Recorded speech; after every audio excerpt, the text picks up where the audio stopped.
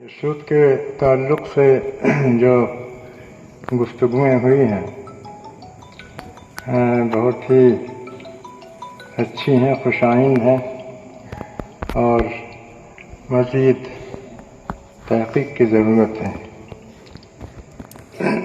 چند چیزوں کے بارے میں اظہار خیال کرنا چاہوں گا۔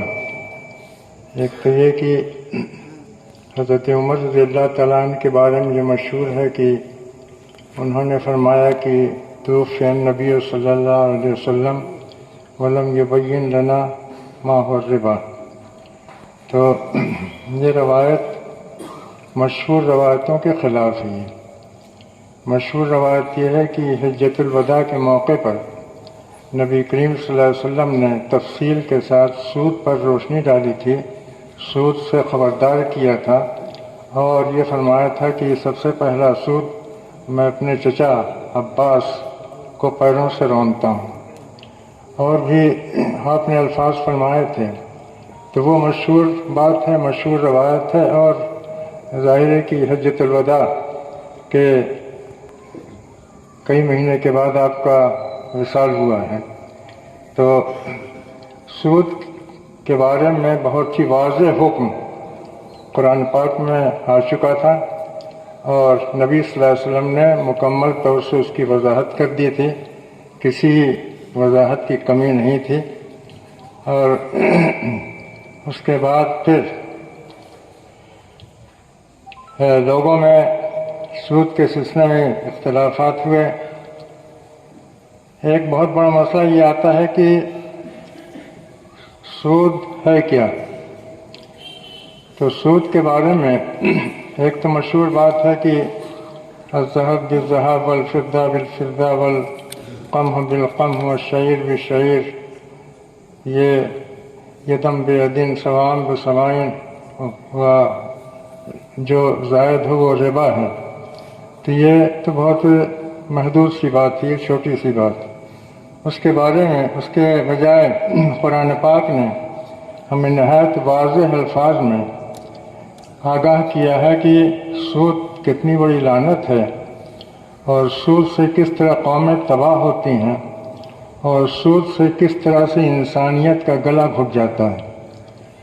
یہ قرآن پاک میں سورہ بقرہ میں اور سورہ آل عمران میں بہت ہی واضح الفاظ میں یہ باتیں کہی گئی ہیں جو غور و فکر سے تعلق رکھتی ہیں۔ اللہ تعالیٰ نے کسی بھی برائی کے بارے میں اعلان جنگ نہیں کیا۔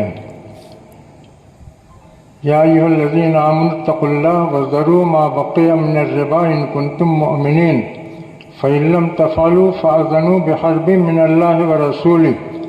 یہ ہماری طرف سے اللہ سے جنگ کا اعلان نہیں ہے، بلکہ اللہ تعالیٰ کی طرف سے، اس کے رسول کی طرف سے اعلان جنگ ہے سود خوروں کے خلاف۔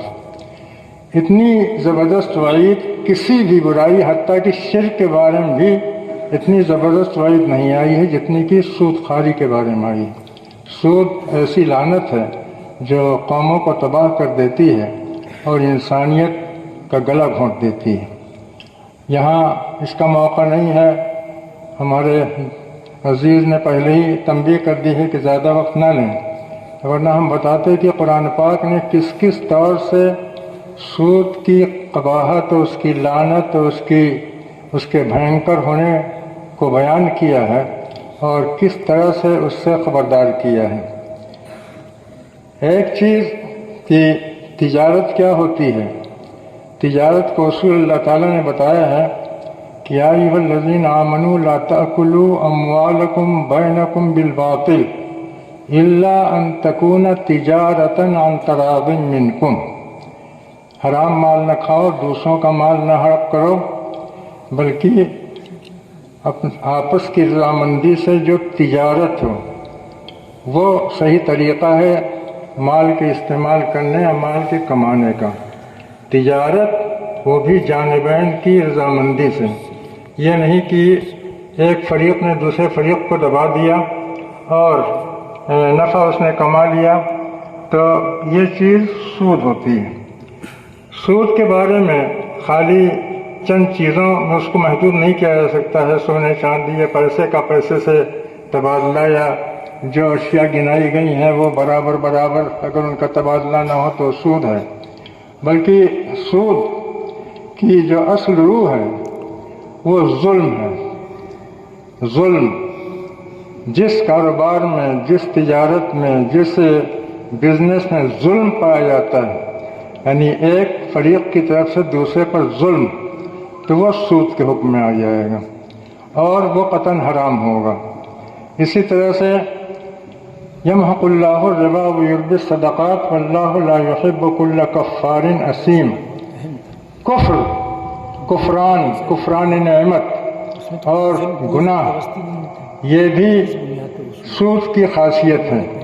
تو جس کاروبار کے اندر، جس بزنس کے اندر ظلم پایا جائے، کفر پایا جائے، اسم پایا جائے، گناہ کا پہلو، تو وہ سود کے حکم میں آتا ہے اور وہ قطعاً حرام ہوگا۔ آج کل جو تجارت کی، بزنس کی مختلف شکلیں پائی جاتی ہیں، جس کو کہا جاتا ہے کہ بہت پیچیدہ ہیں اور ان کے بارے میں اظہار خیال کرنا آسان کام نہیں، بھی صحیح بات ہے کہ پیچیدہ شکلیں ہیں، لیکن یہ بات ہمارے سامنے واضح رہنی چاہیے کہ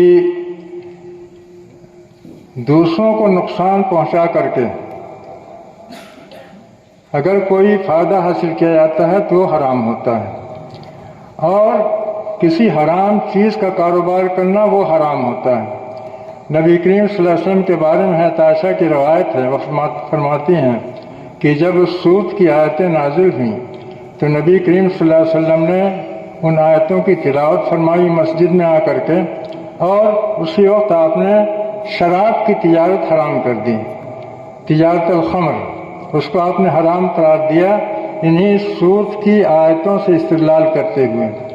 اس لیے کہ سود خالی چند چیزوں کو کمی بیشی کے ساتھ لینے کا نام نہیں ہے، بلکہ سود کی روح جو ہے وہ ظلم ہے۔ تو ظلم ہے، فساد ہے، گناہ، اللہ تعالیٰ کی نافرمانی ہے۔ یہ چیزیں اگر پائی جاتی ہیں تو وہ کاروبار حرام ہوگا، اس کے لیے کوئی گنجائش نہیں ہوگی۔ تو یہ بہت ساری چیزیں ہیں جن کے بارے میں اس طرح سے ہم فیصلہ کر سکتے ہیں کہ یہ چیز جائز ہے کہ ناجائز ہے۔ باقی ہمارے پاس اگر رقم ہے تو اس رقم کو ظاہر ہے کہ اپنے پاس رکھنا خطرناک ہے، بینک میں رکھنا مجبوری ہو، ہماری مجبوری ہے، لیکن اس رقم پر جو سود کی رقم آئے تو اس کو نہ بینک میں چھوڑنا چاہیے اور نہ اپنے اوپر استعمال کرنا چاہیے، بلکہ اس کا صحیح طریقہ یہ ہے کہ وہ غریبوں میں، یتیموں میں، فقیروں میں، بیواؤں میں تقسیم کر دی جائے یا اس سے ان کی مدد کی جائے۔ سود کی کے حرام ہونے کی جو اصل وجہ ہے وہ یہ کہ وہ غریبوں، مجبوروں، بے کسوں کا خون ہوتا ہے۔ ایک سود خوار دراصل غریبوں کا خون پیتا ہے، تو اب اگر اس کو غریبوں کی رگوں میں لوٹا دیا جائے، ان کی طرف لوٹا دیا تو اس میں کوئی قباحت نہیں ہوتی ہے۔ سود کی رقم جو بینکوں میں ہوتی ہے اس کو ہم اپنے اوپر نہ استعمال کریں اور نہ کسی اپنے عزیز کو دیں، نہ کسی مالدار کو دیں، البتہ اس کو غریبوں اور بے کسوں میں تقسیم کر کے اس کا ہم صحیح حل نکال سکتے ہیں۔ باقی بینک میں رکھنا ایک مجبوری ہے، جہاں مجبوری کی حالت ہو تو یہ بات رہنی چاہیے ہمارے سامنے کہ اللہ تعالیٰ نے ہم کو جو خبردار کیا ہے وہ سود خوری سے منع کیا، لا تأکلوا الربا، اکل ربا۔